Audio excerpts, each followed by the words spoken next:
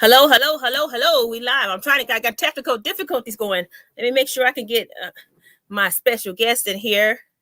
And thank you for waiting. I didn't send her the wrong link. So let me make sure I send the right link in here.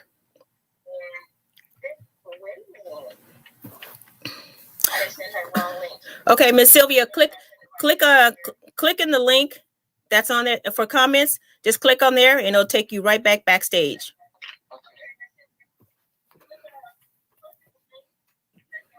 It's an echo because you got your YouTube one open. Let me play this. Let me play this commercial right quick. Go ahead with that.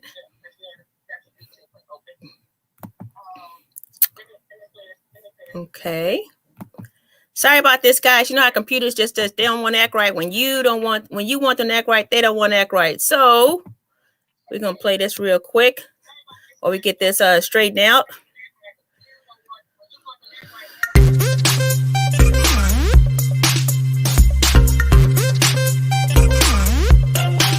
Give it up for my friend who came from Vegas. Homebound. Give it up for Homebound, everybody. Come on, let me hear the New York welcome. What's up? What's up? What's up? Panty liners is a lifesaver. You know what I'm saying? You know what? Coughing and sneezing is a different level for you when you get in your 50s. Man, I see the hot chili that God bless you. I check my panties. I'm dry. Thank you. I'm dry.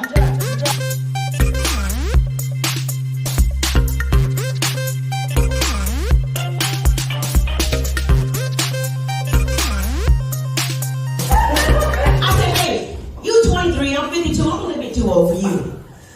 He said, no, you're not. I'm perfect for you. I said, for what? Child support?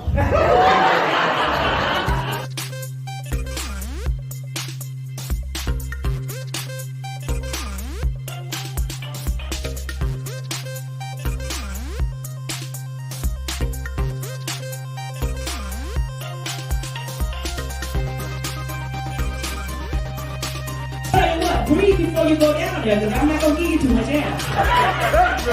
You want air, you push the air in, you suck it back out. Okay? That's how you get air there, okay?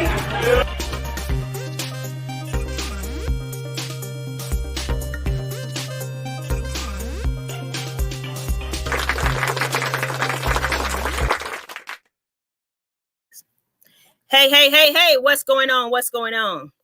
Give me a little feedback there. We're trying to get this together in the back room. The back room don't want to act right. Don't want to let people come up in here. I don't know what the problem is, but I'm going to straighten it out. And let me.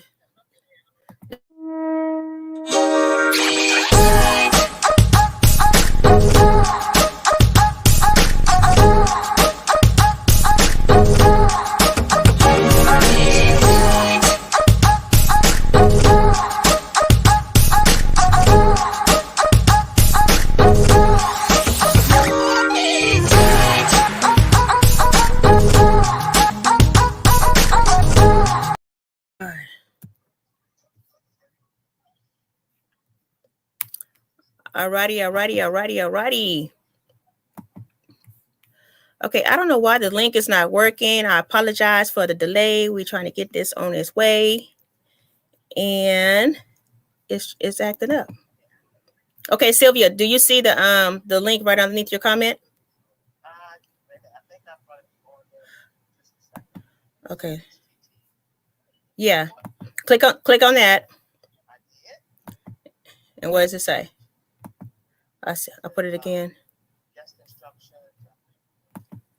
Okay. Hold up. Wait a minute, folks. Wait a minute. Hold up. Wait a minute.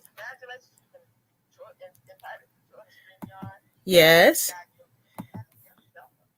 All righty now. So now we got through the 4th of July. Now we're going to get some real fireworks.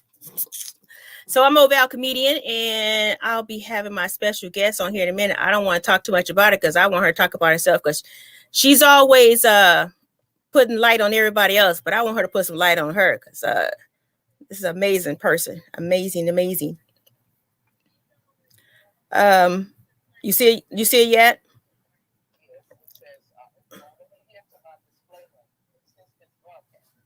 Huh? Yeah, and then you go down there and then you'll click enter. Yeah. No, put your name in there. Wonder why? Because when it's checking your mic and camera, right there, it should say your name. Mm-hmm. And then underneath.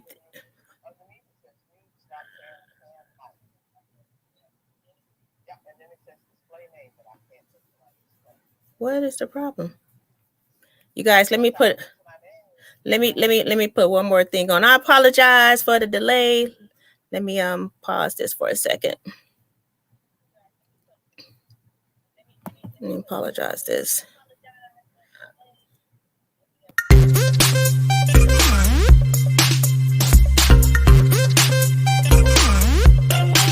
Give it up for my friend who came from Vegas. Homebound. Give it up for Homebound, everybody. Come on, let me hear the New York welcome. What's up? Panty liners is a lifesaver, you know what I'm saying? You know what? Coughing and sneezing is a different level for you when you get in your 50s. Man, I truly that God bless you. I checked my panties. I'm trying. Thank you, I'm trying.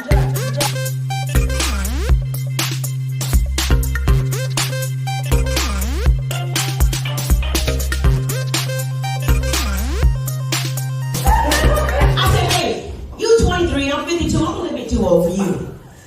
He said, no, you're not, I'm perfect for you. I said, for what? Child support?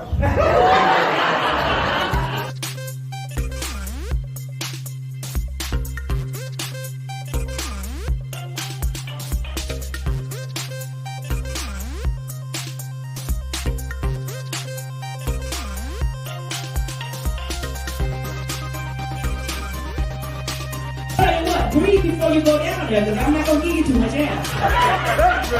You want air, you push the air in, you suck it back out. Okay?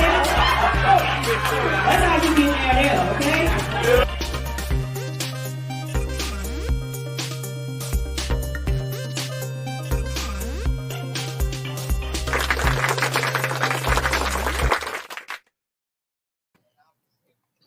Hello. Let me get into this.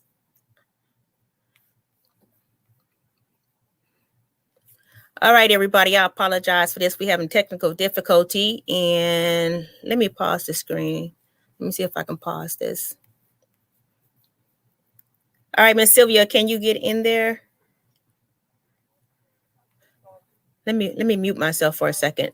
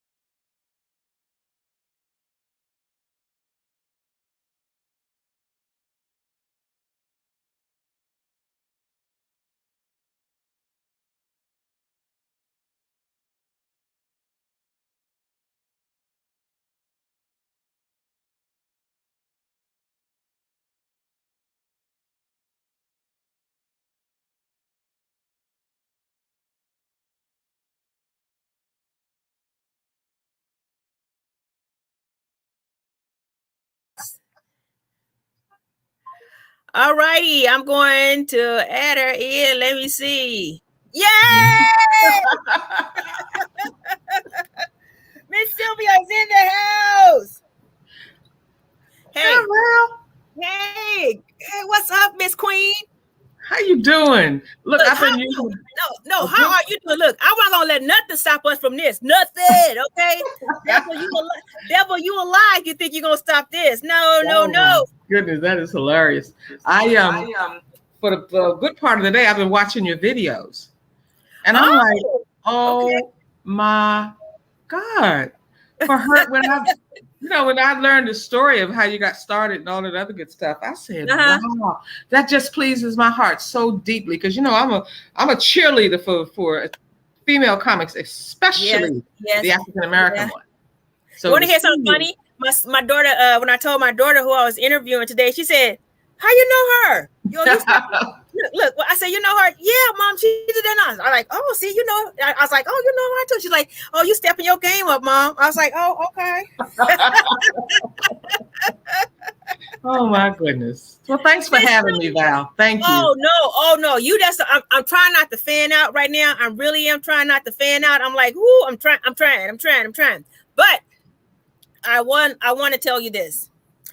I have admired you for so long, but I want the people to know exactly that some that don't know about Miss Sylvia. I want to introduce them to who I admire. So who is Sylvia Traymore Morrison? Who is she? Oh, that's the best question. Boy, that is I've never had anybody ask me that. That's what good hosts are about, in my opinion. Okay. So my name is Sylvia Traymore Morrison. I am America's first African American female impressionist in the history of this country.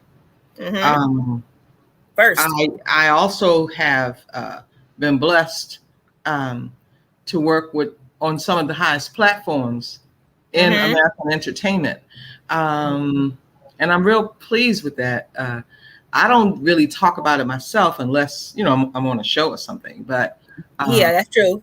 It's an honor and a pleasure that God decided to give me that gift.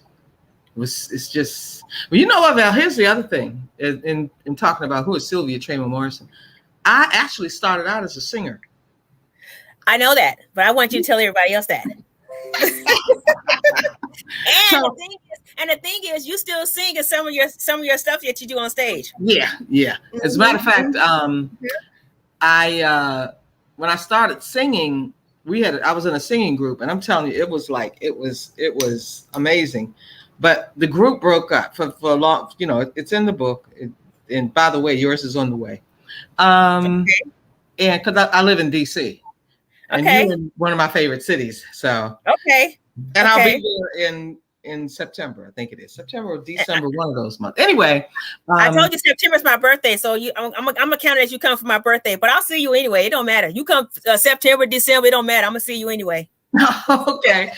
So we as I said, we split up, and I went solo.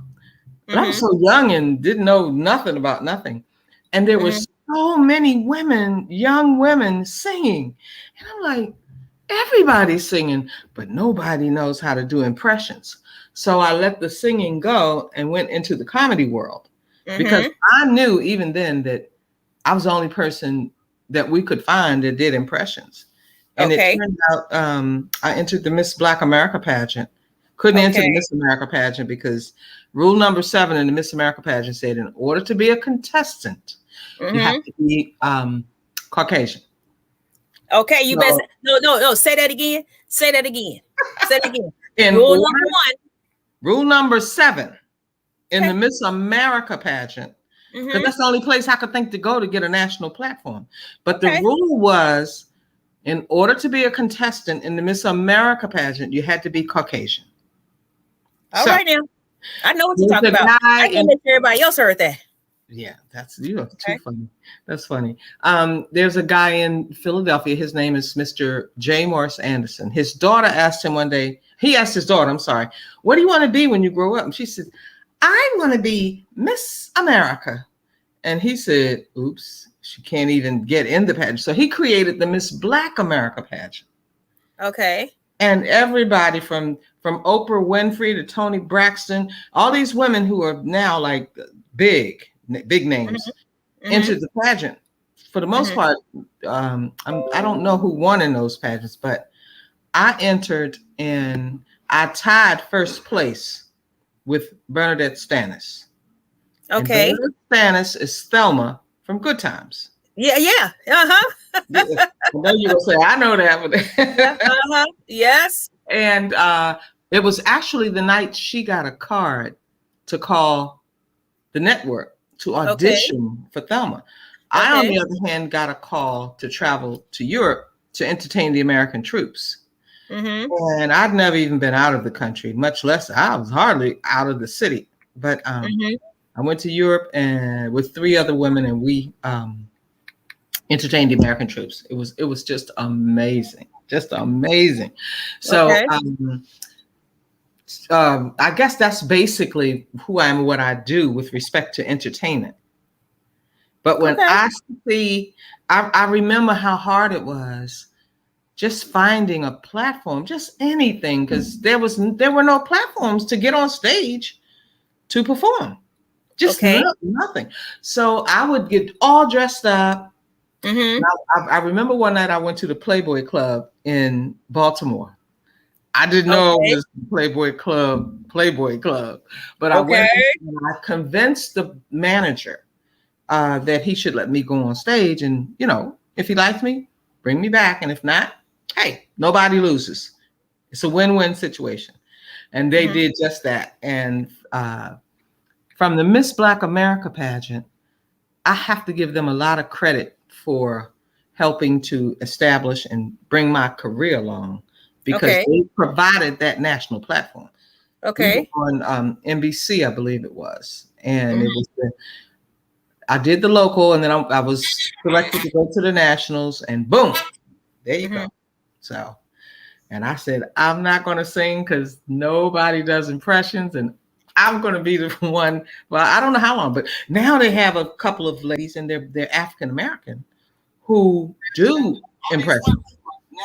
And there was also this woman who, I forgot the name of the TV program. I think her first name is Deborah, but she was doing Whitney Houston. And, I said, oh my God, there's going to be some more ladies coming along who can do impressions. And I can't tell you how it warms my heart to see young women. Again, I have to emphasize African American, because it was hell for this one here. It was pure hell for me. Now, was that when I seen something you used to do with the 4 Tops? Okay. I did a show. But let me tell you this before I forget. You've done so much. Oh God. When I was in Europe, there was this guy that heard about me, because we didn't have the microphone. I mean, the internet, social media. We didn't have, we had, the only way you got to hear about people was television, radio, magazines, word of mouth, and did I say radio? Yeah, those were our communications. And the guy said, in Europe, we were getting rave reviews. There was only 2 of us left because 2 girls had to go home. So they were going to shut our tour down, but we begged and we said, no. The 2 of us can do this too, and we did. We really did. Okay. And so he said, I want to meet this person. And when she gets back to the States, fly her out here to LA, because I want to see if all they're saying about her in the magazines and newspapers in Europe is true. So when I get home, sure enough, he had had his people to arrange to bring me out to LA. And I did. And I'm going to tell you who that person was. A lot of people may not remember him or may not even know who he is, but he had one of the biggest television shows on TV, and his name was Red Fox from San Francisco. Well, I could not believe it. I could not believe it. It was like Red Fox. And so he offered me a management contract. He's my very first manager. Wow. Yeah. I started at when it was the Hilton, Las Vegas Hilton. It's Westgate now, but it used to be the Las Vegas Hilton. And I worked there for 34 years, but at the beginning of working there, that was back in the days when they had live entertainment. So I met a lot of the stars because I used to be an auditor. So I used to go in the showroom to close down the showroom. Wait a minute, did you say you were there for 34 years? 34 years. I stopped there in 2019. And that's how I met all these stars from Natalie Cole on down. I'll tell you about that later. But anyway, so Red Fox had his own room at the Sahara Hotel, like right diagonal from it.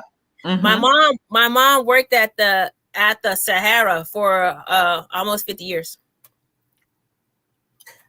Wow. Yeah, is that crazy? So y'all know Vegas good. You guys know Vegas well. That's amazing. So see, Red Fox used to leave from when he do his shows at Sahara. He used to come over to the Hilton and he would gamble. He would gamble at Sahara. He would gamble at the Hilton, and till he gambled all his money away that he made that night, he'd go back. That is funny. So your mother knew him as well, then? Did she ever meet him? I'm sure she did. She never, my mother not into, she said that most of the stars were snobby, which most of them are, because she was a cook. So they would want special things cooked and everything, but they was mostly snobby. So, wow. Yeah. That is funny. Yeah.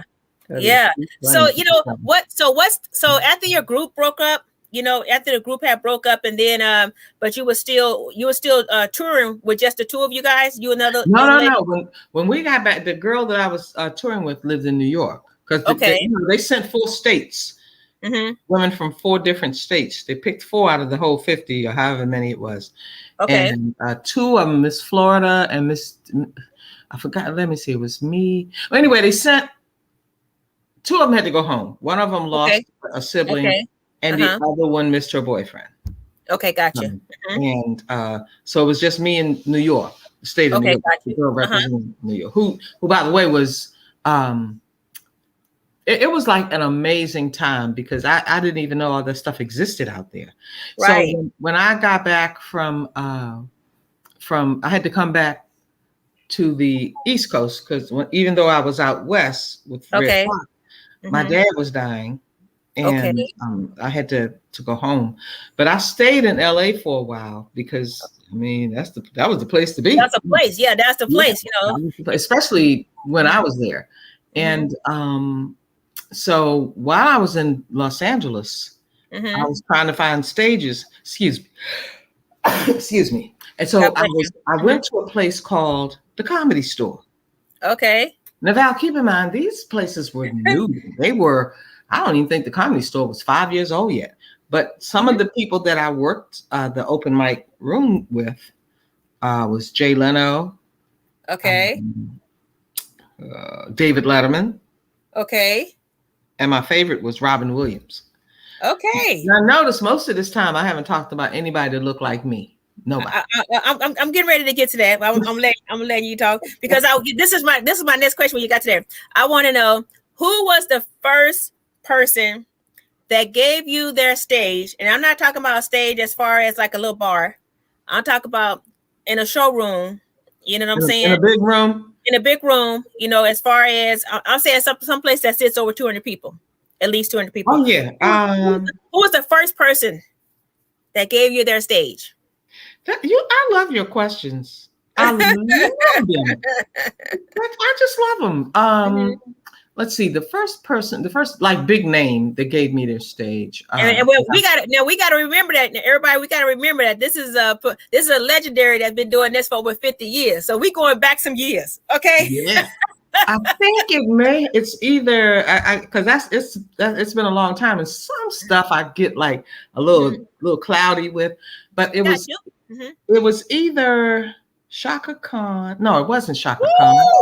It was I worked for her. Did you really? What's his name? He had he just got married again to a much younger woman. He has a award show. Truly, Lionel Richie. No, he's white. He has an award show. And I was her agent assigned to that show. Oh, God dang, what is his name? He plays instruments, and he plays the piano. He produces a lot of people. What is his name? Oh my God! I see this white man and I can't even think his name. Oh goodness. I'm a remember his name. Anyway, yeah, I know you will. He has a award show. He has a award show, and he had all the top people there. You know, he had all the top people there. That's why I ran. That was the second time when I ran into Natalie Cole, but I was assigned. They would give you like agents. So what you were you just make sure that they was where they supposed to be on time. You make sure whatever they needed, they got it. So they called us a agent. Okay. Wow. So you checked them in their room, make sure everything was right and all that stuff. So I was assigned to Shaka Khan. So wow. That's how I met Shaka Khan. Because they asked me, did I want Shaka Khan or did I want Natalie Cole? I said, nope, Shaka Khan. Because I had a bad experience before with Natalie Cole. So I was like, nope, Shaka Khan. And so they end up getting their rooms at the David, what is his name? David something. I know it's David. No, not David Brunner. He's deceased now. He's a producer. He plays and everything. God dang. David Foster. Oh, okay. David Foster's show. It was David Foster's show. Okay. Well, now I'm glad we took that little moment to clear up some time, because now I vaguely remember when I got back from LA, I moved to New York because my mother was devastated that she lost my father. And so I didn't want to go back out to LA right then and there because I wanted to be near her. So I moved to New York. New York. And while I was in New York, I think this might be the first big name. Big name. As a matter of fact, it's so big that they've written so many books about this person that the only other person they've written more books about is Jesus Christ. Like that. That was what they would often say, you know, because this person was so popular. Anyway, I saw that they were going to be, because I'm in New York, at the Apollo Theater, and they were roasting this person. And I said, oh my God, there's no way I can let this person come to town and I don't go and see this roast, because they were so big that I knew everybody would be there. Everybody who was in there. Now, mind you, I'm still real young, but I got to go to this roast, and I did not get an invitation. They ain't nobody know me, you know, not for real. If I was in Europe, they would have known me. But at any rate, I decided I would crash the roast. Going up in there, I'm going to crash that roast. I'm going to do that. And I was going to be doing an imitation of this white girl named Ruth Bussey. Who was wow. Okay. You know who that is? Yeah, because, you know, she used to be on that. Remember that comedy show when they used to have those windows? Yeah, those windows. The old white man inside his head. Okay. So I was going to crash that roast. We're showing our age. And pop that big name. Anyway. Got you. So I can't wait, because I just cannot believe this is happening in New York City and I'm here. Right. Val, I had gone down to San Antonio, Texas, because that's where my friend lived, you know, my boyfriend. And he wasn't really my boy, but anyway. So, well, yes, he was. But anyway. That's a whole nother story. So I get a call. Mr. Gregory, this is why I love the Gregorys so much. Mr. Gregory was in charge basically of the whole roast. And Richard Pryor called that day. Listen to the names that were there. Watch this. Okay. Richard Pryor called that day because he was supposed to host a roast. And he canceled the day of this national television show. So the last minute he canceled. The same day. Now, who is Mr. Gregory going to get to replace Richard Pryor? And could not, you know, everybody was busy. Everybody was doing stuff. You know, all the big names, they were doing stuff. So the girl. Did Mr. Gregory know you before that day? No, never saw him a day in my life. Oh my gosh. The girl that was just her and I left in the pageant told Mr. Gregory, because they were good friends. She said, let me tell you something. If you can't find nobody, I know who you can bring in. Okay. And he was like, not panicking, but like, goodness gracious of life, what are we going to do? Yeah. So she said, Sylvia Traymore, bring Sylvia Traymore. He said, who is a Sylvia Traymore? She said, don't worry about it. Bring her in, and I promise you, she's gonna do a job. So sure enough, he told his team, find Sylvia, bring her here immediately. And I'm in Texas, and this is during the day. So to make a long story short, we got a flight. I flew into New York. They had a limousine waiting for me. I thought I was big time. Okay. I thought I was big time. Okay. So they flew me up, met me at the airport, and took me straight to the Apollo Theater. All right. So my girlfriend had called and said, Sylvia, get this. You do not have to crash the roast. And I said, yes, I do. I have to, because I'm telling you, I'm going to that roast. So she said, I know you are, because you've just been hired to host it. Oh my God. And I bet you weren't even thinking about the money. You just like, I want to go. I just wanted to see, because I'll tell you who that person they were roasting was. I know who it was. I know you. It was Muhammad Ali. Yes, because I seen it. It was almost. It's been almost 20 years since I went to the Apollo Theater. Yeah. And it was my first time when I went to New York, and my cousins that live there, they took me to Apollo Theater, and my daughter was like really little, and I just had to take that picture on the outside of Apollo Theater pointing at that sign. You know what I'm saying? Right. How old is your daughter? She is 24. What? I was a late bloomer when I had her. I was 32 when I had my daughter. Ooh. That's wonderful. That's wonderful. Wait a minute. I want you to give it. Don't you leave there. I want you to get back to that roast. Okay. So you get to the roast. Let me tell you this first. I said, because I thought you were so much younger. Younger. I saw a video of you and I think, I don't know if you had her on the. Anyway, I was like, that is crazy. She is so beautiful and has. Thank you. This and I'm thinking she was like 10 today. No, people always think she's so much younger because my daughter has a baby face, but she's not. Just like you. Yeah, she just came from Detroit visiting her dad down there. So here I am sitting, walking around in the Apollo with no script. Okay. They did not have a script ready for me. Okay. I'm like, well, what am I supposed to say? Mr. Chris, I don't know. Say what you do. Because he didn't have time to be he did not have any time. Right. So to make a long story short, which I track, all of the stories are like kind of long, but I've learned in the process how to shorten them and still make it as exciting for you. Yeah, we understand that you're gonna leave all the pieces out, because like I said, I told people, I said, if I was to talk about everything she's done, I'd be on this computer for 24 hours. Okay. Okay. So here we are at the Apollo. I'm checking with Dick Cavett. I'm checking with Jim Brown, football player. Okay. Fred Williamson. What's her name from Sanford and Son? You old one-eyed, bad-eyed. Esther. No, not Esther. That's the other one. That was the wife.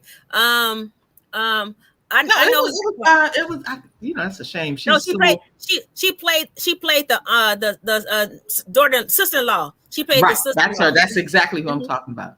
And I had done the girl on. When I was doing entertaining the crowd, I had done the girl from the Beverly Hillbillies. Okay. Jane Hathaway, who's the secretary to Mr. Whatever. Anyway, so a lot of people nowadays, and I'm going to tell you about this a little later on, have no clue who some of these people are. And so I have changed my direction in terms of comedy to introducing women and people who paved the way for many of us. And they have no clue who they are. And I feel like since I've been in the game so long, I'll get a chance to do a huge national show before the year's out. And I'm excited about that, but I feel sorry for people. Not sorry. I feel like I need to add to who they are with respect to people like Ella Fitzgerald, Sarah Vaughan. All of these ladies, because a lot of the millennials and younger people don't know, and I think they'll be delighted. I think they'll be delighted when they find out. Well, anyway, let me get back to the roast, and then I'm gonna tell you what happened at the roast. Okay. So I get little tidbits from all these big giant stars, ball players, basketball, football, singers, and all of them. The audience is packed. There was no more standing room. There was no more standing room. That's how big it was. And I had just learned to do an impression of Muhammad Ali. Okay. Never did it in public, never. Mm-hmm. And I decided that tonight I'm going to do Muhammad Ali. Okay. And when it was time for me to introduce Mr. Ali, Mm-hmm. I looked at him, and I always do this whenever I tell the story because I remember looking over there to my left. Mm-hmm. And I said, Miss Ali, I'm gonna bring you out in just a second, but I have one thing I want to share with you. And I went out there and I did my impression. Mm-hmm. And when it was all over with, it's just so much to tell about that moment. But he came out, he grabbed my hand, took me to the front of the audience and told me how much. Yep. He said, you doing me? Anyway, later that night, when the roast was over, this guy came to me and he said, you gotta meet my boss. And I looked at him like, okay. I knew who he was. He was wait. You come back and you tell what Ali has said to everybody. I've seen it. I know I'm talking about. You tell what he said to the audience. He said to the audience after Billy Crystal and everybody else had did their little roast on him. You tell what he said to you. He said it to the whole theater. Tell what he said. Oh, he just raised up my hand and said, wasn't she just good? You doing me, a woman doing me. That's awesome. And he let me proceed. Yes. That's the part that got me because he looked right at Billy Crystal when he said, you thought you could do me. He said she did it.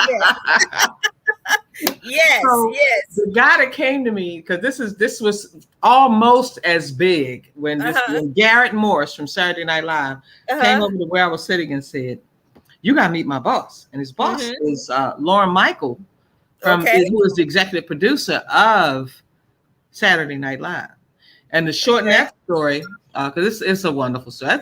To shorten that story, Mr. Michaels said, we're going to bring you on as a associate, an associate writer. Associate writer. Okay. Yeah. Associate writer. So. Okay. Now I was excited. Who cares? It was, it was Saturday Night Live. But after I had, and he told me all the stuff that they would expect me to do, what my job would be, and I wouldn't go on screen right away. I'd have to work my way up to it. So it was kind of like being a little gopher. Yeah. And so my first assignment was with Linda Ronstadt and Bob Hope's wife. Okay. See, a lot of people that are watching you may not know who those people are, but they were. It was amazing, and so I didn't really get to do all that I thought. And then I thought about it years later. I said, "How come nobody else had to be an associate writer?" Thank you. That's what I was getting to. Thank you because go ahead. I'm sorry. Because as growing up, being a Black woman, this is what I was trying to explain. I explained this to my daughter growing up, even though she went to private Christian school all her life. I said, and don't take me wrong, anybody. I'm not racist at all. I treat everybody the same. I treat people the way they treat me. Okay, I don't care what color you are. But at the same time, it's just a proven fact that when you're growing up in any industry, I don't care what it is, business, entertainment, whatever it is. A lot of times, especially I'm a 60s kid. Back then, we had to be 3 times better than your associate that was less educated or less experienced than we were because we trained them how to do our job. Ooh, that's strong. That's strong. Okay. That's strong, Val. That's so we train you to do our job, but in return, get my pay and your pay. Well, you know how much I made? I don't even want to know because I know it wasn't enough. I know it wasn't enough because I've been there. I've been there when every time you look up, I'm training somebody and you don't want to pay me, but you want to train somebody. That's a whole nother story. I've been there. I had a job getting paid more than I was a gaming instructor. First Black woman to be the gaming instructor for there. And I was getting paid more than the floor people. But at the same time, when you get a Black woman that's doing something, first thing anybody want to say is, ooh, who she sleep with? Exactly. When I didn't sleep with nobody to get that job. How about you use my brain? How about you think of that? But they don't give you that kind of credit. But this is the thing. After doing it for a while, even though I was making the money that I was making, and it was good money. And I was making more than the floor people were making. So it was good money. But everybody could wonder, how did she get that job? Well, I educated myself to get to that place. Right. The thing was, and that's usually what we have to do. Like you said, right. Anyway, go ahead. I want to hear this. But the thing was, I had a customer come in, bring me a piece of paper, and said, she came to one of my lessons. She says, I just wanted to come to a lesson because this is our first time in Vegas, her and her husband. And she said, I Googled what to do. What should you do when you come to Las Vegas? And my classes came up to be the top 5 things to do when you go to Las Vegas. Was to go to one of my classes. And one of the bloggers, back then we had people that they called them bloggers because they went around and they would watch shows, come back and give their commentating on it. You know what I'm saying? That's what they used to do in the newspapers. You know what I'm saying? Yeah. So one of them that came, I never knew she was there. I don't know, still to this day, I don't know who she is. She came and then she blogged about it, said that she can dang near get away with anything that she says because it's the way that she said, and she's so funny, but at the same time she teaches you. So it's a must see.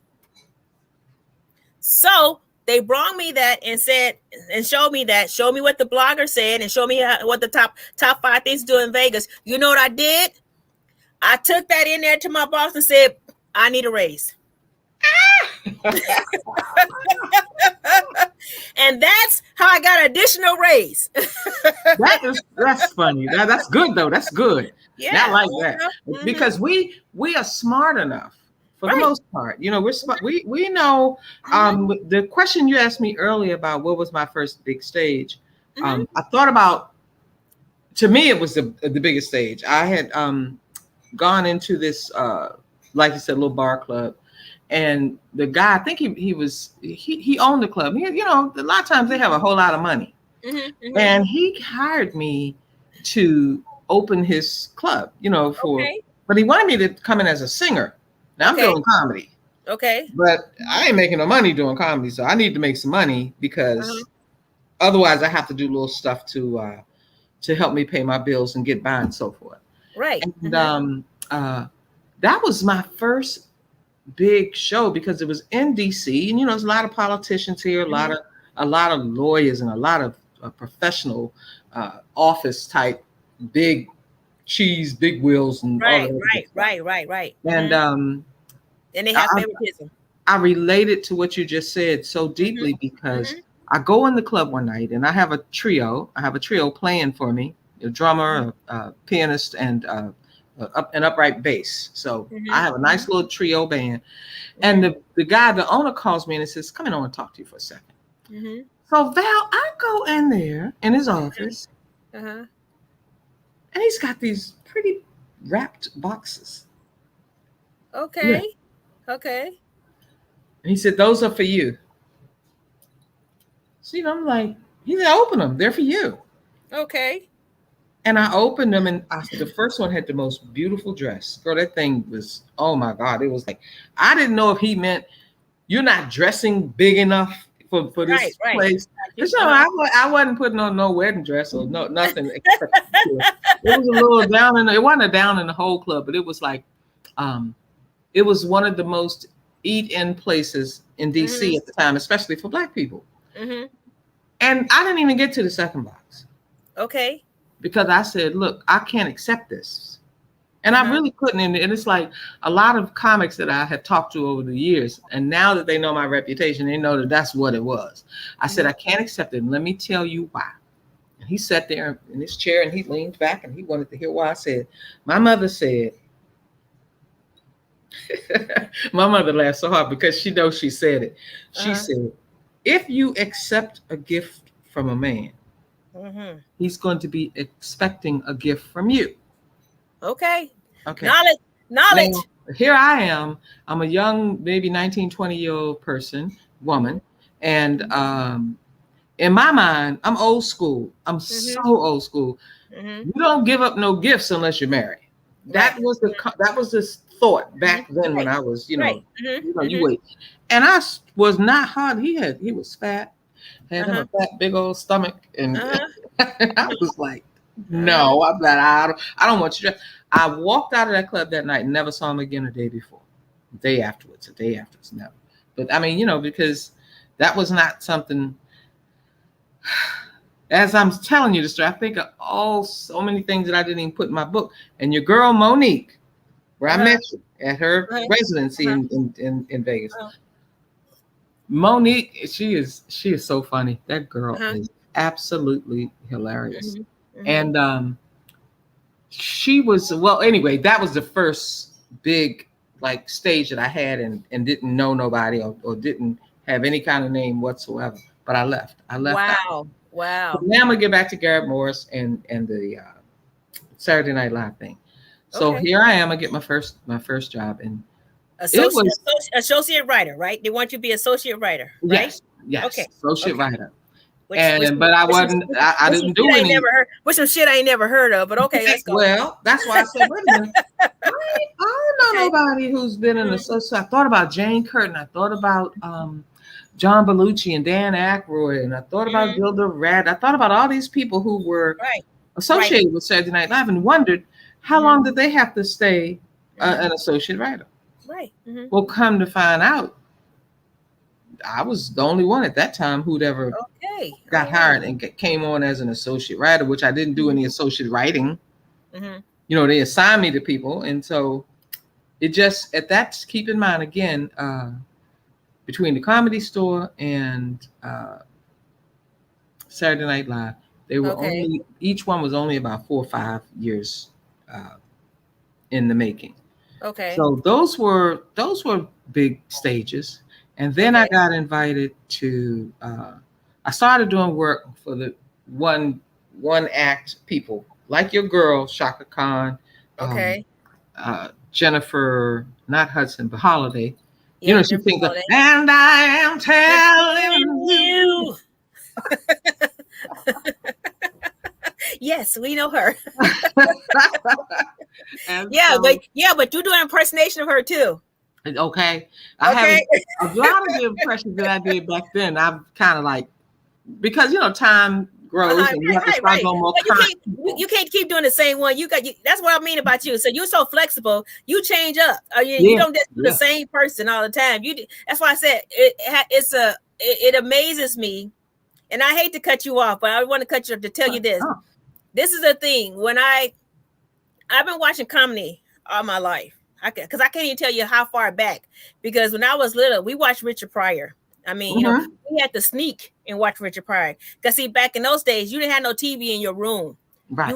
You had that one TV in the living room. And if your parents let you watch something else, you know what I'm saying, that's what you got to watch. And then certain things they made you get out the room when it came on. And when Richard Pryor came on, that's one of the things like you gotta get on, so you got to listen down the hallway. You know what I'm saying? Yeah. You had to listen. So I watched a lot of comedy stuff. Then when I got older and got on, I started watching a lot of more comedy stuff, so you know what I'm saying. So that's why when I had said about when people started asking me like who's somebody you looked up to in comedy, it was plenty of people.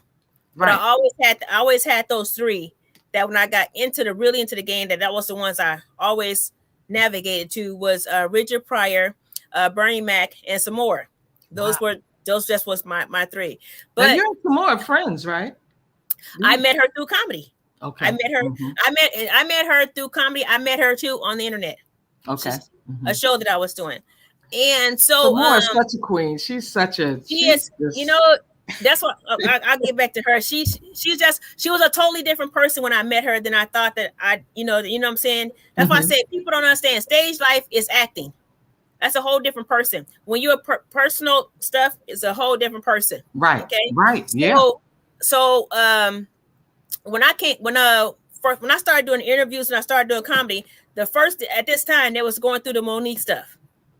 And the first thing that everybody used to always ask me, I don't know why, every interview was every time somebody want to talk about something else. So what do you think about Monique? So what do you think about what Monique said? What do you think about Monique and Netflix? And I said, I agree with Monique. And it's like, what? Yep. So they said, why? But at the same time, when people ask you why, they're not really ready for you to give them the answer why. You understand what I'm saying? So when I broke it down and gave them the reason why, they had nerds ask me, are you sure about that? I said, how about you listen to what she's saying, because this is a fact that this woman makes more than what they're talking about giving her in 1 year. That's right. So for you to tell her that she's gonna lock down on something for 2 years, she can't make no money any other way in 2 years out of some money that she'd make more than in 1 year. Who would take that? Well, you know what, Val, I'm gonna tell you something. When that first came to surface, excuse me, I was so able to identify with her because I'm gonna tell you, I was in a club in DC, and I got hired to open for a real good friend of mine. And well, she's not a real good friend of mine, but somebody that I admire in comedy. White girl, and just amazing. Her name is Elaine Boosler. Okay. And Elaine was very connected in Los Angeles. Very well loved, the whole bit. So she had nothing to do with this. I always try to preface this story with the fact that Elaine had nothing to do with this. And the guy who owned the club, he usually brought in some big names here and there. And so, first of all, they would rarely let me get on the stage. Right. He had an open mic night for Black people. Yeah. For Black people. Okay. Yeah. So but anybody could come in, but it was really for us to come in and do our thing. And not only could I not get on the stage, he's bringing everybody in to work and get a couple dollars. I'm going to show you why what Monique did was so big for me. And so finally one day, I don't know how long I've been going to that club. He comes to me and he says, Sylvia, how'd you like to open for Elaine Boosler? First thing hit me was, oh my God, that's a professional show, you know, so I'm gonna get paid, because I wasn't getting paid in comedy. Right. I was not getting paid. So I said, I'd be delighted. I'd be happy to. And just so you know, I'm a clean comic. You already know that, but I mean, I'm speaking to the audience. I'm a clean comic. I can get, well, anyway, you know. So he hired me. Excuse me. He hired me to come in and do a show. I did the show. Elaine loved me. I loved her. We hit it off. You know, everything was cool.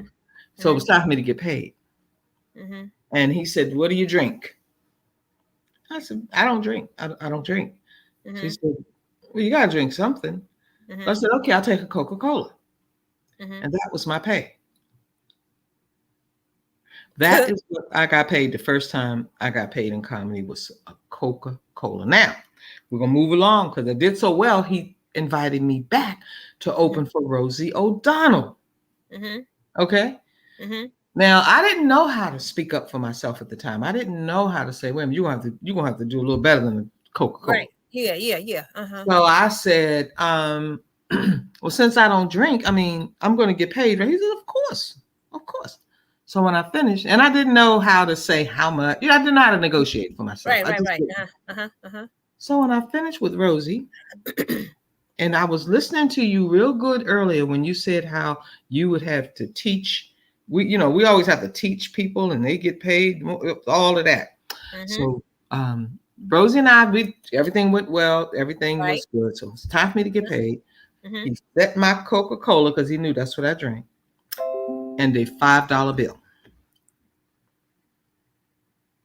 So when I heard about Monique, who was fighting for stuff like that, see, there was nobody else at the time who was going to speak up for it. And I felt like Monique was the only person to. And when I saw it, I broke down. Because I said, she's speaking up for people like me. And at that time, I'd been in the game for about 40 some years. Yes. So, but I mean, now, things have progressed. I got beat up coming up in with respect to pay and all that. So I learned how to negotiate. I even teach a class to comics on how to get your money. Who do you think taught me how to negotiate my money, and taught me how, made me understand that breakdown that Monique said before Monique even said it? Guess who that was? Who?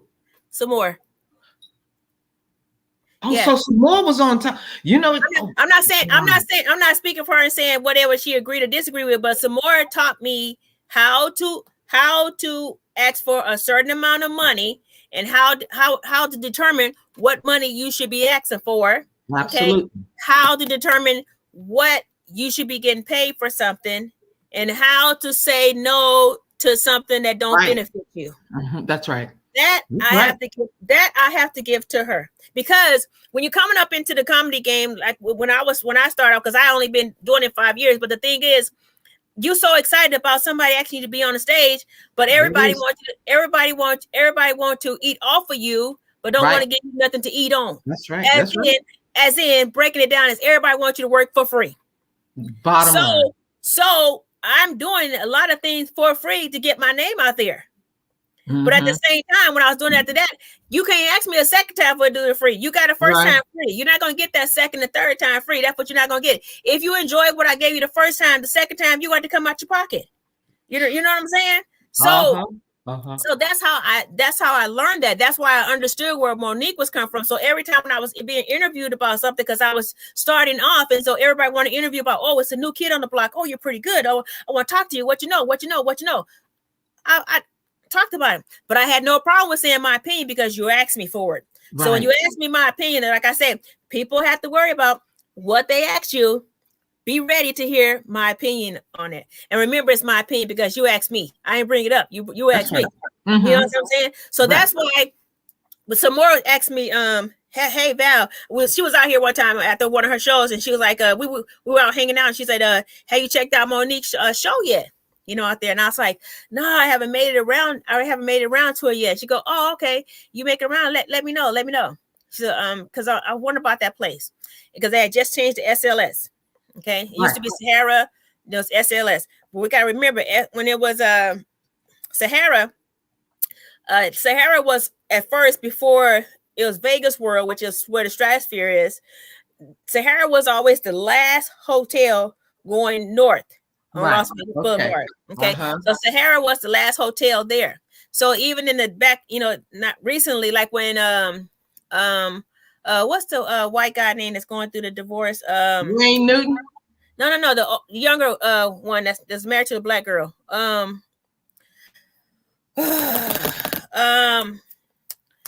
He's pretty funny. He always tell racial jokes, because he going through a divorce now because he been cheating. His wife caught him cheating. The white dude, he's really funny. God dang it!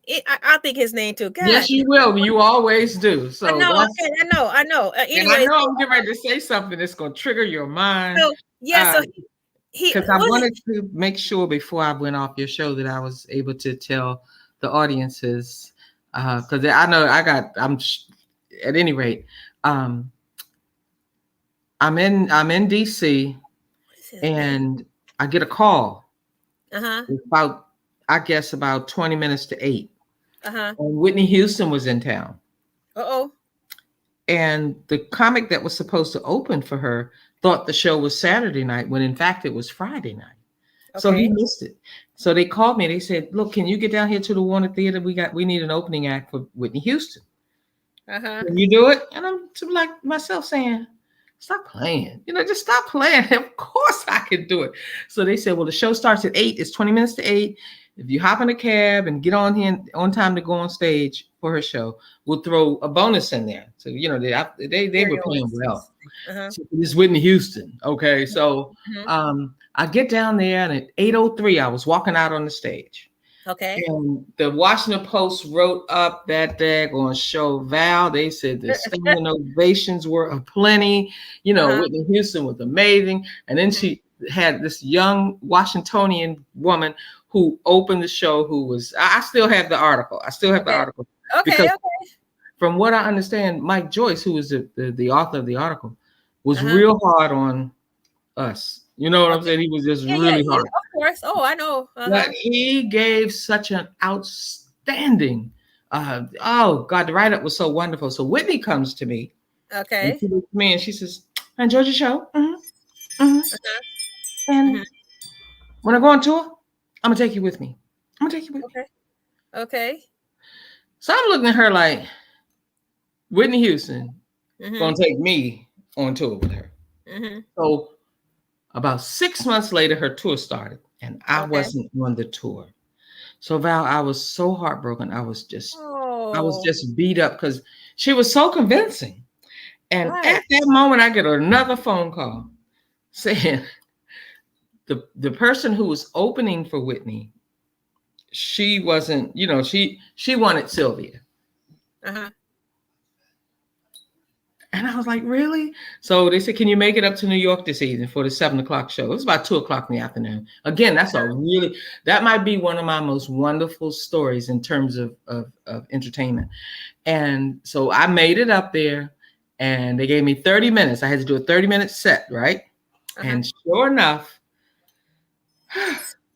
she came to me after the show. She said, I forgot what, you'll read it in the book when you get your book. It was, she said, I can't remember the exact words now, but they stuck in my heart for a long time. So I was able to put it in the book, but it was something like, great show that she said to me. And then I got to wondering, I said, how did she say that? She said, great show or great show or great show or great, so I went through all of that.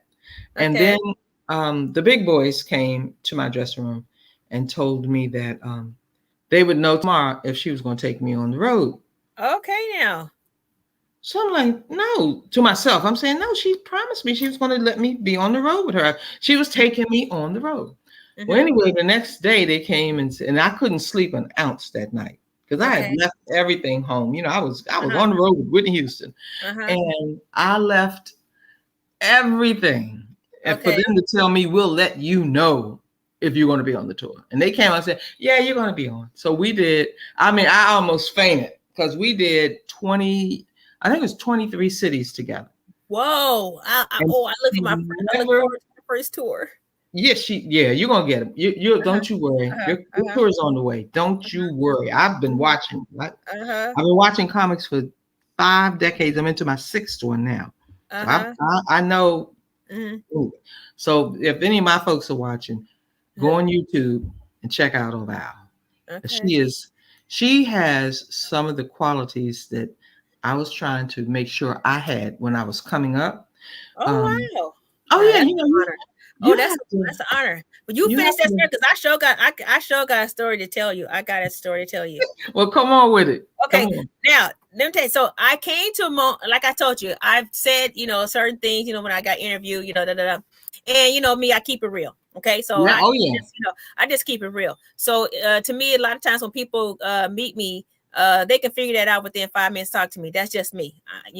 Sometimes me and my bluntness gets me in trouble, but at the same time, you can't come back and say that I lied because I ain't lied. Right. I said my opinion on it. You might not liked it, but you act. So anyway, and sometimes I gave without it being act. So anyway, so I said I'm gonna go check out her show because I always check out a lot of people's show. You know what I'm saying? Because that's how to me I was learning. So I know how to. And the guy's name I was talking about was Gary Owens. Oh yes, okay. Wait. I'm jumping all over the place. You'd remember that. But anyway, Gary Owens was at the Sahara, and he told the audience. He said, I got all excited because they said I was coming to Vegas and I was gonna be on the strip. He goes, "Yes, I finally made it. I'm on the strip." He said, "They didn't tell me it's gonna be the last damn hotel on the on the strip." Oh yeah, that's funny. That's a joke he said. Anyway, so I said I'm going to go check out her show. So I was going to go check out her show. So when I was going to go check out her show, because I had went to Eddie Griffin's show. Okay. And then I was right there in front because I like front row, you know what I'm saying? So afterwards he told me he be backstage, because I said I'm a comedian too. So anyway, he said okay. So he everybody left out. He let me come backstage with him and the rest of the people, right? And we took pictures and stuff.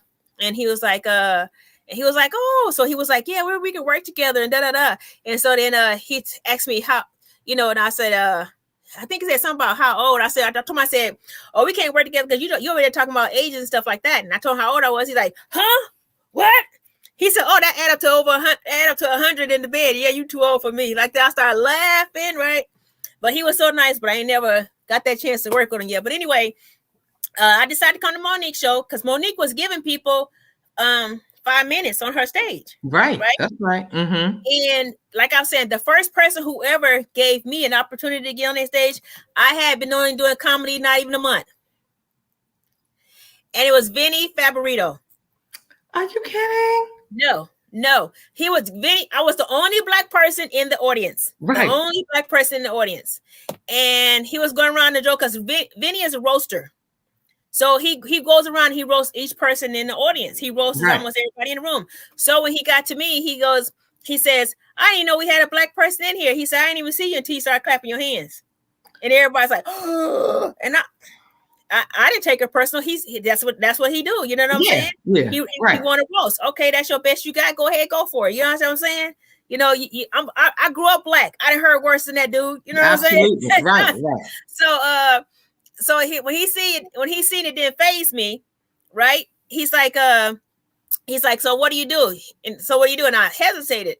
And then he said, oh, you don't have no job, because you know the myth, black people don't have no job, right? So he said, you don't have no job. And I said, well, matter of fact, I do what you do. I'm a comedian.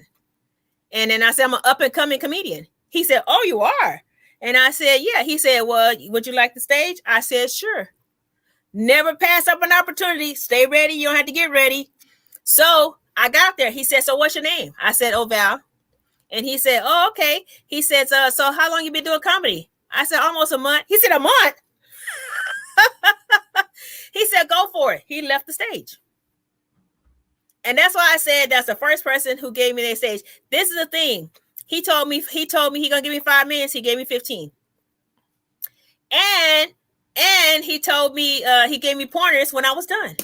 How was the audience? Everybody. Not the audience loved me. The audience was like, who are you? Who are you? And I was just starting out, so I had to give my personal stuff to follow me. And it's like, well, you know, and it was like, hey, I'm doing this. You know, at the time I had a 40-hour week job, so I couldn't. It's like, we need to invite you to our state. Now, I couldn't travel that much. You know what I'm saying? But it was nice that that everybody asked me afterwards to want to take pictures and everything else.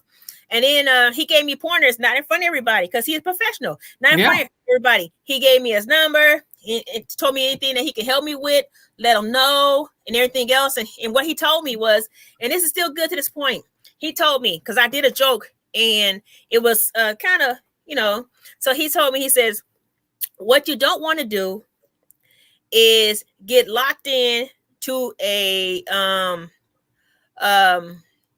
certain style, like. Yeah, but it was he said like a rated X comedian. Okay. Mm-hmm. He said, so you gotta know how to go by the room and go by what time it is. He said what you did was good, but that's for a later show, not a show that's in the midway. Right. You know what I'm saying? He said, but you're very good. Mm-hmm. Oh, yeah. Said, yeah. Thank you. And he was like, he said, you got some brushing up to do. But like you said, he said, for somebody to tell me that you've been doing it a month, he said, you've been doing that a month. You're good. He said, you're on your way. That was, and he was so nice that he would stop by and talk to me. And because it happened to be, it was in the Westgate. And he would stop and talk to me all the time. How you doing, kid? You know what I'm saying? So I always take my hat off to him because he was the first one that gave me his stage. Absolutely. That's amazing because now here's my little tidbit, because I know we got to go. I'm looking at the clock saying, oh, let me tell her this so that we can I know we started late. So it's okay. Up to you. Whenever you're don't the time is not a value. You do what you be like. Well, I just want to say I am talking to the Queen Sylvia Traymore Morrison. You can't tell me nothing, okay? What did I? Oh, wait a minute. I don't know what I just did. Wait a minute. You still here?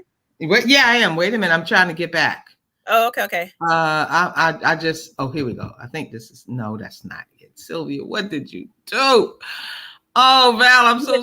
Oh, no wonder your name is Val. I see now. It's like, Val. All right, I'm gonna have to. We see you and everything else. So evidently, you just closed the window up. So evidently, you on your laptop. Okay, so go down to the bottom, because the only thing you did was just close that window. Just pop it back up. So go down to the bottom, and it'll show you the windows that are open, and then just open it back up. Click on it. All right. So go up and down. I got all of my downloads are at the bottom of my screen. So Wait a minute. Let Oh, me see. so you got a lot of stuff open probably, because that's Yeah, what I the do. thing is. Because we still see you and everything. You still open. Wait a minute. Okay? Yeah, you Okay, still. I'm trying to find. You know what? Just as. Let me see. On the Chrome. Yeah. So go all the way down to the bottom, and then you click on it, and then you will either your arrow will touch it, and it'll show you what's open on there, and then just Yeah. click back open, and then you'll click it back to be in the bigger version. My hand hit something, and I don't know what it was that it hit. But okay, this is what I'm gonna do, because and then we can, you know, because I don't see it at the bottom. You don't see it? Wait a minute, just a second. Okay. I believe I did that. Look at that, Sylvia. While you doing that, I'm going to talk about this. So, okay. So everybody, did you get back? You find it? Not yet. Go ahead. I'm listening. Okay. So everybody, what I wanted to do is introduce you, like I said, to Sylvia Traymore Morrison. A lot of stuff that she has not told you. Okay, like I said, she has so many things to tell you. A lot of things that she have not said. She is such an inspiration to anybody that's in a comedian, as a comedian, whether you're a male or a female. I mean, this is somebody that started off for a lot of us. Okay, that's why I admire her so very, very much. As in, let's say that, like she said, she started off as singing. But then after singing, she said, everybody is singing. Okay, so you open up twice. So let me close this one up. I'm sorry, what did I do? That's okay. That's okay. You're because you're on here twice. I'm gonna close this one up. I'm gonna close this one up. Okay. And then I'm add you to here. Okay. Yay! Oh Val, I'm so good. But you gotta close your other other window. Yeah, that's why you're having a back feedback, because you got to open them twice. Ooh. Okay, okay, there you go. So she'll come back. Anyway, when she come back. But let me say this. Okay, so there's a lot of things like that Sylvia can tell you that she just didn't tell you. Like she's saying, she started off with the singing, and then she did start doing impersonation. She is the first Black female impersonator. The first Black impersonator. The first one. Okay. And she was the first Black woman to write for Saturday Night Live. But the thing was, they've made her as associate writer. They didn't make her a writer. They made her associate writer. Okay. There was no other associate writer on Saturday Night Live. You was a writer or you wasn't. You wasn't no associate writer. She was only one. But they made her associate writer. I mean, that irritates me. But I understand how that goes, because I've been in situations like that when you're qualified to do something, but at the same time, instead of them letting you be in a position to run that position, they'll try to make you an associate of it so you can train somebody else to do whatever you're doing. Mm-hmm. So that's what I'm saying about so wonderful about her. Now, back to what I was saying about the Monique show. When I did go to Monique's show to check the show out, Monique was giving a lot of people in Vegas an opportunity to do 5 minutes on her set. Wow. She didn't have to know you. She didn't have to know you. You say you're an up-and-coming comedian. Certain ones that she would invite up. Okay, so she started letting a lot of people up. So I never was the type that say, hey, can I get on your stage? Can I get on your stage? I've never been. I'm still not that type. I don't know if it's pride or whatever, but it's just, I just don't. I just don't. So anyway, so I went to check her show out, and I said I was going to introduce myself to her. And I had brought a friend of mine with me, to check this stuff out too. So at the same time, I'm sitting up front. So Monique is doing her show and everything else. And I'm like, okay, finally, seeing Monique. It's my first time seeing her live. It's just seeing her all the time, but it's my first time seeing her live. So I'm checking her out, because when you're in the same game, you know how to, yeah. Stuff, So now all of a sudden, she had did a little dancing thing at the beginning, and then she goes to introduce her feature comedian that she had brought out. Now, as soon as she brought out the feature comedian, she was introducing Miss Sylvia Traymore Morrison. And so then when before she could even say the name all the way, I was like, my eyes got all big and stuff. I'm sitting right there in the front row, and then she come out. And then when Sylvia came out, I tell you, I started fanning out. I mean, I met stars all my life working in a hotel. I met plenty of stars. You know what I'm saying? Michael Jordan and all. I met plenty of them. Okay. Conversated with plenty of them. Okay. But when Sylvia came out, me being so admiring about comedy, you know, because I was a comedian at heart my life. So when Sylvia came out, I knew who she was, and I just started fanning out. So I started fanning out so bad. The person who came with me was like, "What's your problem? Where you getting all this?" I said, "Oh, do you know what it is?" Oh. So I started getting all hyped up about it. She's like, "Who is that?" I was like, "Oh, I'll tell you later. You gotta tell you later. I'll tell you later." You know what I'm saying? You gotta Google her. I'll tell you later. I'll tell you later. Listen, just listen. So Monique was trying to give you some of your accolades then. And so she said to me about, "You were here to see Monique." I was like, "Oh, okay, but you know, that's Sylvia. That's Sylvia." And so after the show, I broke my neck. You know, they made you stay in certain spot. You know, you couldn't. You got all the guards up and everything else. So when I seen her way, I made my way. I zoomed over there to Sylvia, right? And so when I got over there, and I was like, "Oh, I've been watching you for years. Oh, you're so funny. I am so happy to meet you." Da da da da. And Sylvia looked right at me and said, "Well, it's nice to meet you too. What's your name?" And I told her my name. She said, "Oh, you are a comedian too." Let me tell you something. I could close my eyes and go back to that moment. You know, I my face right now. But Sylvia, you had your butt had a flip phone. You had a flip phone. Did I? Yes, you had a flip phone. It had to be an iPhone flip phone because I've only used iPhones. Yeah, I don't know, but I just remember it was like a flip phone. You pull that phone out. You had two phones now. You had two phones. Yeah. Okay. All right. Okay. You pull that phone out and you said, "Now, Sylvia, you didn't know me. You didn't not know me." You said, "Oh yeah, you're a comedian. I like to see upcoming comedians." You said, "Poop. What's your number?" All right. You know what I'm saying? Because it is, and you know what? I want you to know this, Val, and I am going to have to leave, but I want you to.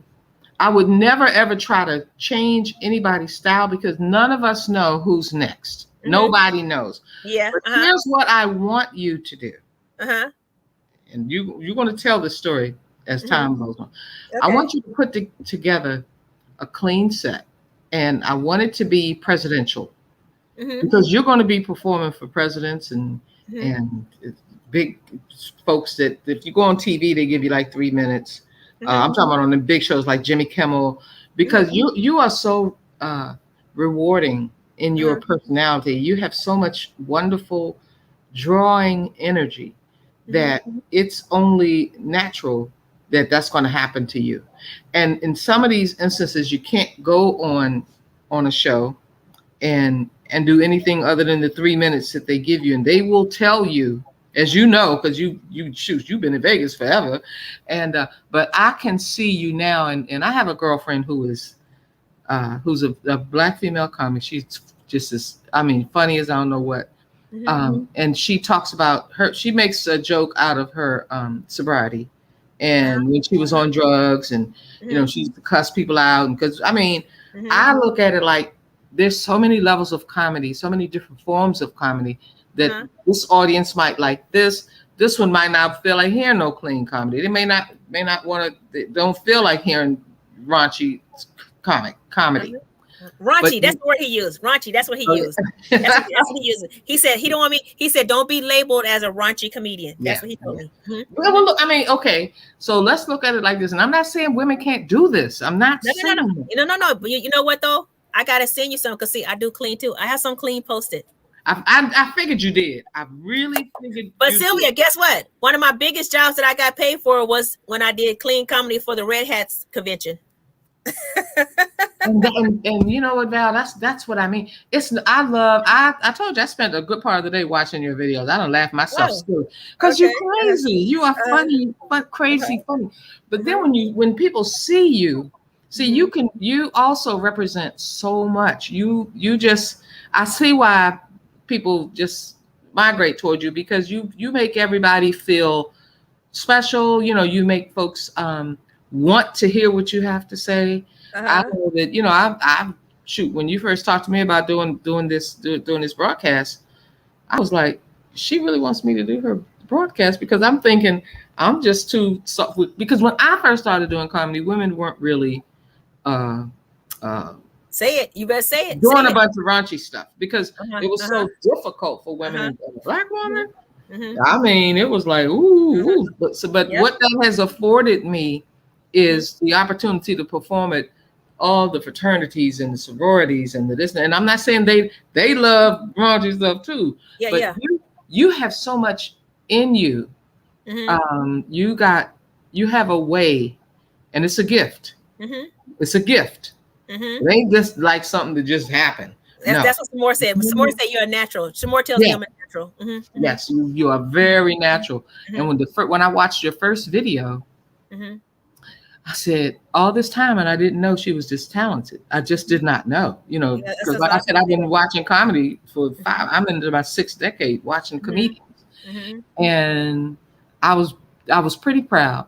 I was pretty proud because I thought you did, I knew that you did a level of clean comedy, but to see you handle the stage the way you do and how you do, I said, this girl might really be going places. You know what?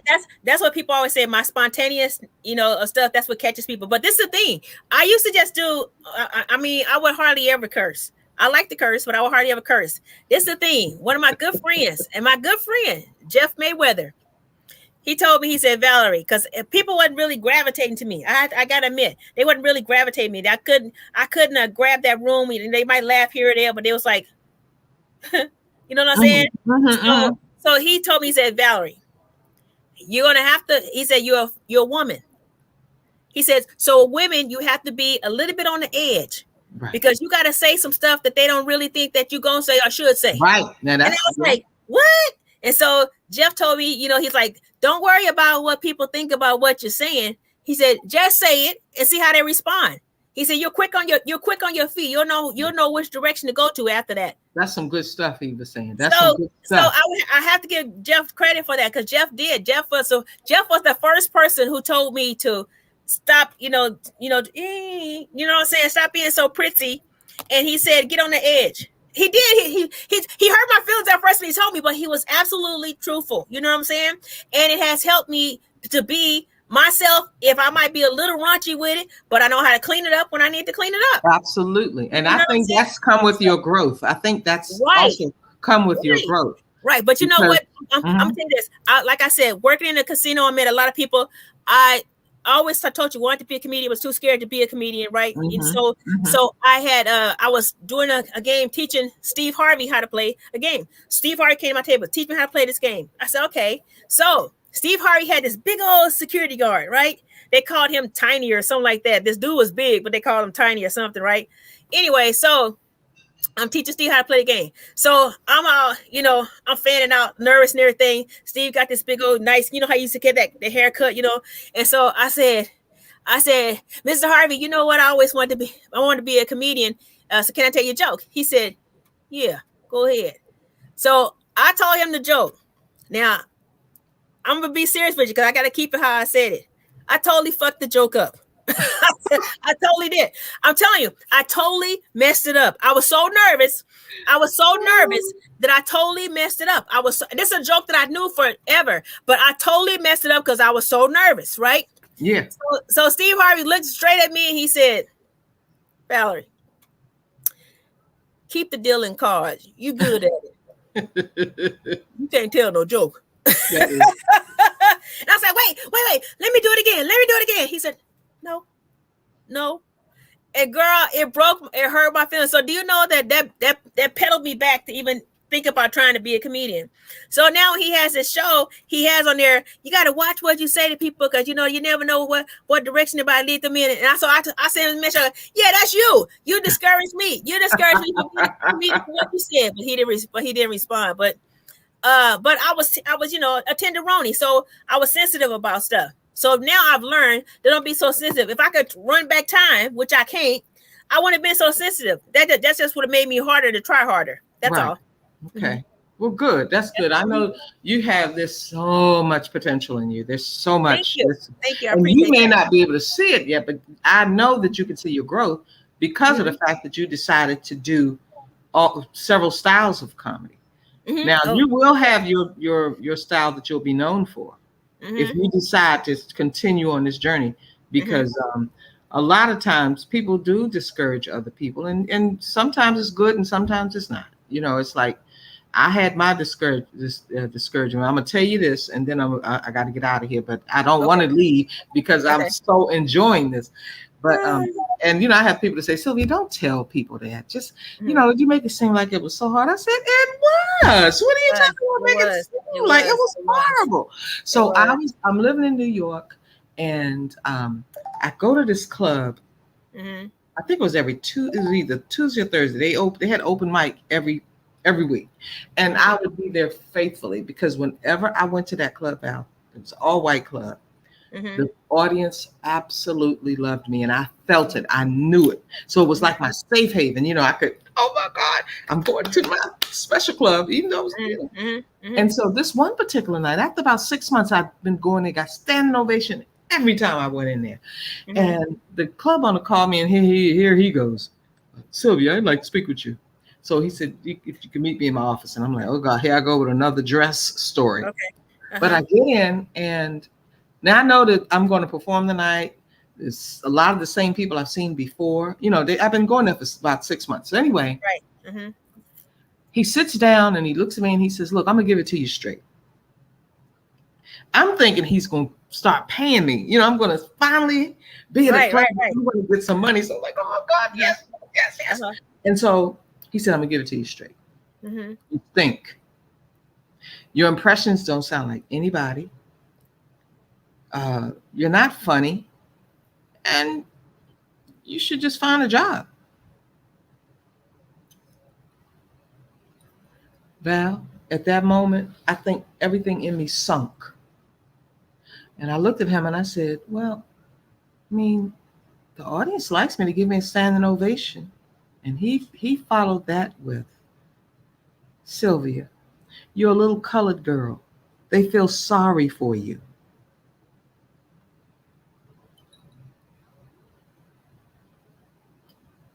Now, I knew what that meant. I knew that I was overshadowing his other. Thank you. Intimidation. And he never wanted me to come back to that club again.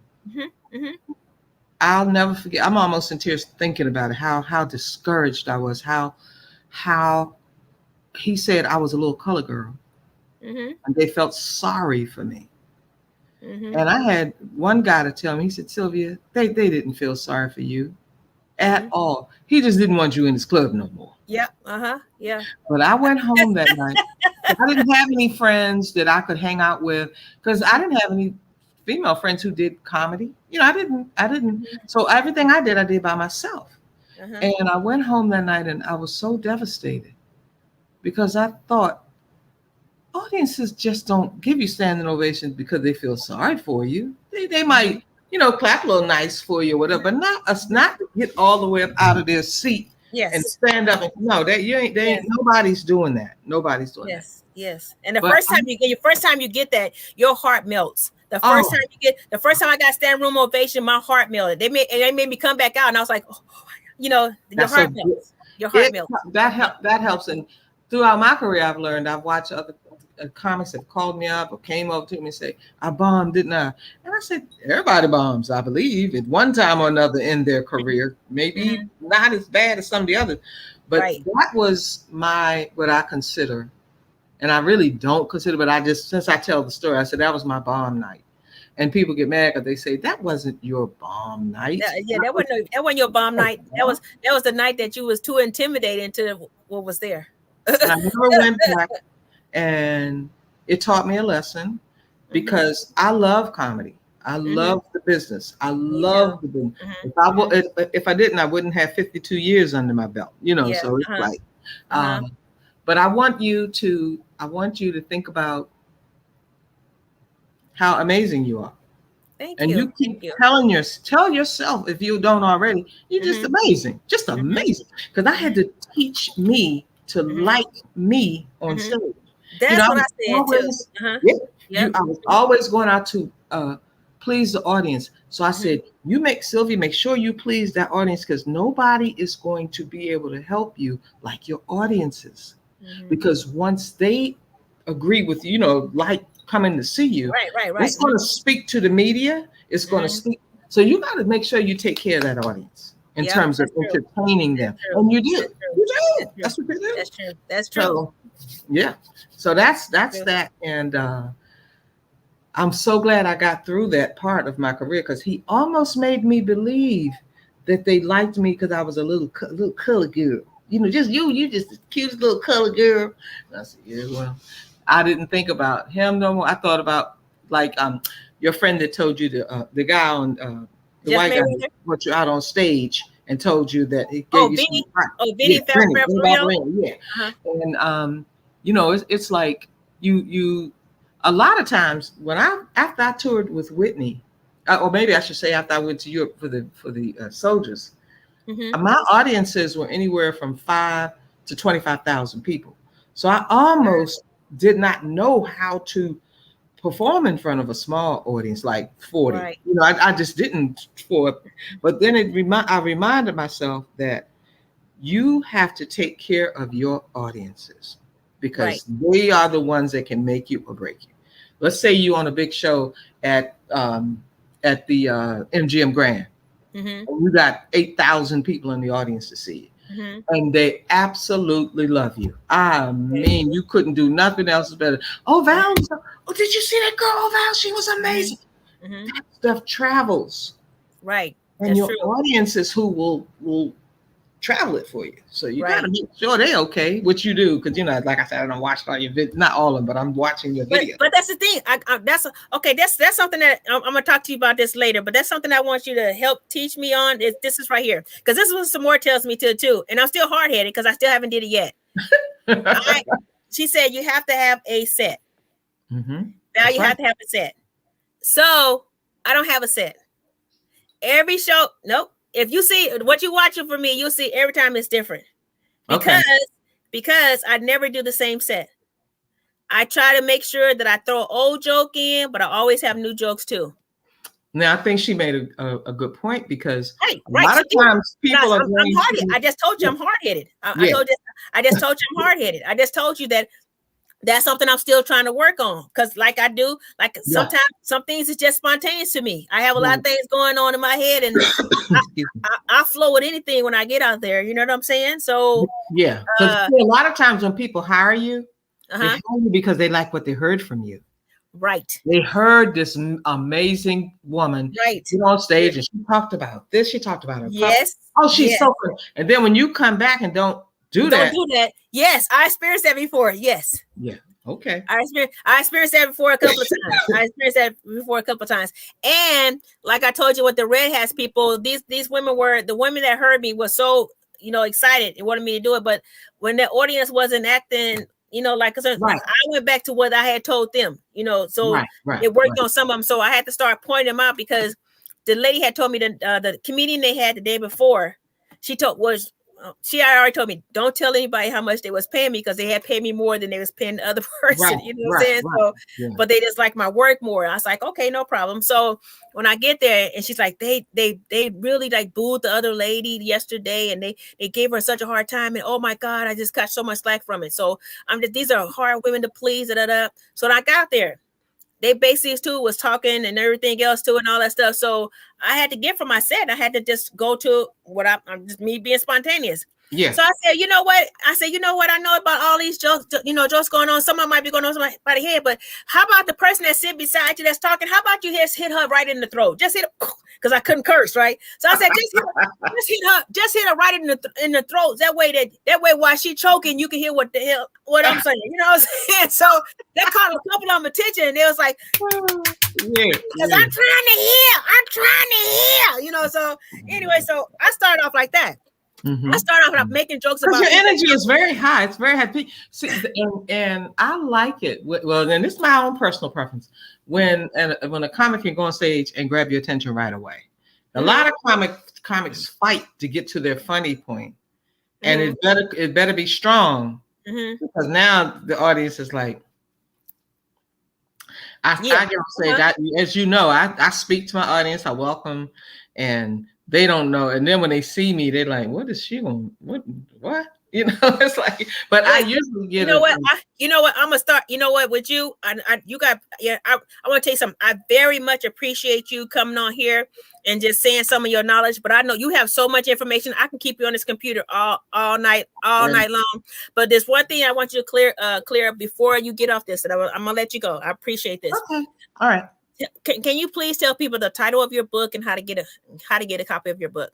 Oh man, that is so sweet. And Thank you. I want you to tell people what inspired you to write the book. Okay. I'll start with that last question. I promise you I won't ask you no more questions after that. Okay, well, I'll start with your last question first. Okay. As my career started gaining weight and moving and going forward, I'd get a lot of interviews, television, radio, because they would say, wait a minute, you traveled with Gladys Knight, and you did Jeffrey Osborne, and you did some shows with Patti LaBelle, and you did, you toured with Whitney, and you've hosted it. They asked me all these. That's why I said a couple of the questions you asked me were good, because I hadn't heard those questions before. So I would always get the same questions over and over and over and over and over and over and over and over again, which is fine. I'm honored that they would even have me on their television or radio show, whatever. And so I said, and every time I would tell part of my story on a show, they would say, you should write a book. And I did. So the name of the book is Almost There, Almost. And the reason why I titled it that is because at the time I wrote it, I was still pretty much unknown. Okay. But I had such a history that I got stuff about the Jackson 5. I got stuff about it just goes on. Anyway, that was the first concert I ever went to was Jackson 5. That was the first concert I ever went to. Are you serious? Yes, I was very, very young, and you could dance. I used to dance really, really good. I bet. The first concert my mom took me to, and I stood in the aisleway and danced my butt off to the whole concert. And when I got in junior high school, and when I get to high school, my teacher was a disco dancer, and we had this thing like Soul Train out here. It was called Disco Express. And he asked my parents, could he take me there too? And he paid for me to be on that show. So I did 3 tapings on that show. You learn so much about people. That's awesome. So again, the name of the book is Almost There, Almost. You can get it on Amazon. Okay, but Amazon. If you'd like an autographed copy, I'd be happy to send you an autographed copy, and you can get that at Cash App. Look, I hadn't learned about Cash App because that's the new thing today. So finally, I get, and it's the best thing I could have ever done because it's I do that with my business stuff too. Just the business stuff I do. Yeah. And do you know, Val, that they people keep telling me, well, you selling books like that, it's not going to get a bestseller title. And I'm like, there's so many ways you can get your book to go best-selling. That's another area I had to learn about. And I said, I'd rather do it that way because unless I sell 3, 4, 5 million copies. Now, when I see the numbers start rising like that, because what I have coming up this year, which I can't talk about because it's contract. Gotcha. I'm excited about it, but it's like, don't say a word until the ink is dry. Don't say a word because you could lose the contract. Discussing it. So the Cash App is $50 years, the number 50. So it's $50 years for Sylvia. Wait, I'm gonna put it right here in the but the comments from the live will only appear with the live, but the comments that we put up afterwards, they will appear and stay on there. But I'm gonna put it on both. So I know it's $, right? So, $50, the number 50. Okay, 50 years, right? For Sylvia. Okay, 50 years. And then it's FOR? Yes. Okay. All together, 50 years for Sylvia. Okay, and I know this is capital SYLVIA. Okay. Did I get that right? Okay, let me see if I see it. Is it rolling across the screen down here? No. It's it should be in the comments. Do you see it in the comments? It says well, maybe I don't see it right now. I guess So if are you on the phone or laptop? Laptop will show you the comments. Phone will not show you the comments. Okay, I'm on my tablet. Oh, it might not show you on there. But anyway, I'll put down. Yeah, wait a minute. There it is. Wait a minute. 50. Yeah, that's it. All I had to do was click it. I learned so much from you today. Okay. On StreamYard. Yeah, this is great. Okay, so there. That's perfect. That's perfect. So thank you. Sylvia, no, Queen. Thank you so very, very much. And I said I'm not gonna ask you no more questions, but I'm gonna tell you this one thing. You are such an inspiration and role model for so many people. And I thank God that you've experienced so much in your 50 years, but at the same time, you just don't understand how humble that you are. Oh, wow. That you don't boast about yourself enough, but you try to help boast energy and direction into others. That's why you're such a blessing. Thank you. There's no other person like you. That's the whole thing. You have found a niche in what you do. You're very good at what you do, and there's no copyright to you. You know what I'm saying? So that's why you're so admired. That's why I admire you so much. Let me say this one thing. Okay. All right. This is something that I've learned growing up that I said, I pray I never be like. Because you can learn from other people. So like I told you, greeting you and the way that you greeted me back, that taught me that's what I want to be. That's how I want to be seen. You know what I'm saying? So wow. I seen one time when I was an auditor, I was waiting to close a restaurant up. So when I was waiting to close that restaurant up, I had to wait for the people to leave. The people who was in there was a delay for me closing it up was Eddie Murphy and his party. Okay, now I'm closing the bar up that's before the restaurant, the restaurant. So a black lady, I have to say color so you can understand this. A black lady, elderly lady, elderly at the time, much older than him, was sitting at the bar. She was waiting at the finish eating. She just wanted his autograph. Wow. I said, ma'am, you need anything else? Because I'm closing the bar. She said, no, I just want his autograph. I just want his autograph. Now, it's a white bartender. The guy was ready. He had already closed. He already gave her last drink. She just wanted to wait because he wanted that autograph. She had her pen, she had her paper, and she was just waiting for Mr. Murphy to walk out there because she wanted his autograph. Now, he comes out, him and his entourage, right? He had been gambling there for a couple of days. He comes out, him and his entourage, right? So now this is the time. He wasn't married to Nicole yet, but Nicole was there. Nicole was really tall, pretty chick walking with him. So she was walking. He comes out into by four of the people, and Nicole too. So Nicole wasn't right beside him, but she was right behind him. So he comes out. So the lady goes with the pencil and the paper. Mr. Murphy, can I get your autograph, please? He looked at this lady up and down. Oh, wow. Came back and looked at her dead in her face and said, I never get about autographs. Never, ever. And walked off. This woman almost started crying. And I seen the look in this woman's face. And I said, don't worry about it. 50 years ago, he would have been begging somebody to ask him for his autograph. And so then Nicole said, did you hear what she just said? And he said, what? And she said 50 years ago, you've been begging, about 20 years. I said 20. 20 years ago, you've been begging somebody for your autograph. So he just looked, rolled his eyes, and walked out. Right? The lady almost started crying for real then. She's so hurt. She said, I'm so hurt. I'm gonna throw away all my DVDs because in the VHS, because that VHS tapes then. I'm gonna throw out all my VHS tapes. I'm gonna throw them all away of him. I can't stand. I hate how you do. I'm gonna throw them away. I said, you better not. She said, what? I said, now I was young and spunky, And I said, you better not. And she said, why? I said, you paid for those. So what harm is it gonna do him for you to throw it away? Yeah, you paid for it already. You better now. You're talking to somebody. I wasn't nothing but 22 years old. Okay, I said you paid for that. You paid for that already. You better not throw nothing away. You better keep that. But what you know now is how he got to where he is by people like you that supported him. So now, if you feel that way, how he treated you, just don't support him no more. Yeah. Wow.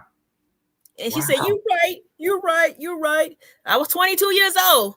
but I had head on my shoulder. Right. And from that point on, I didn't like how he treated people. You know what I'm saying? I give him his credit. He was funny. But at the same time, when you ugly on the outside, what you do on stage don't make you look too pretty. You understand what I'm saying? Ooh. So that's what I mean. That's what I mean about you. You not only beautiful on the outside, when you get off that stage, you still that same beautiful woman. Wow. And that's why you are the queen. Great. That's why you are the queen that you are. Thank you so much. Mm-hmm. We're gonna talk, probably in the next. Yes. Oh, we're gonna talk, and I look forward to getting my book. I don't even read books, okay? But I'm gonna read that damn book.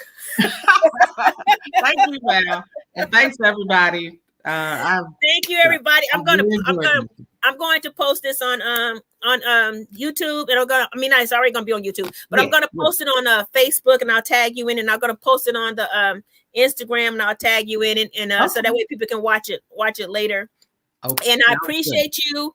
And any other time you want to get something off your chest, please don't hesitate to give me a call. Hey, we can pull it up and we can talk about it. You got it. Thank you, Val. Okay. Oh, Val. So if you're on Instagram, please follow Sylvia T. Morrison. It's spelled out Sylvia T. Morrison.